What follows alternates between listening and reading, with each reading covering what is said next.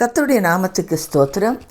ஏசாயா 54 அதிகாரம் 7 வசனத்திலே உருக்கமான இரக்கங்களால் உன்னை சேர்த்து கொள்ளுவேன் என்று சொல்லுகிறார்.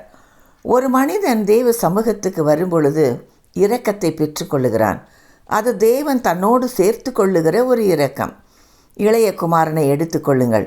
எழுந்து புறப்பட்டு தன் தகப்பனிடத்திலே தூரத்திலே வரும்போதே ஓடிப்போய் அவன் கழுத்தை கட்டி பிடித்து சேர்த்து கொள்ளுவதை பார்க்கலாம். எனக்கு அன்பானவர்களே, இன்று நாமும் கூட தேவனை விட்டு தூரம் போய் நின்று கொண்டிருக்கும் அனுபவம் இருக்கலாம்.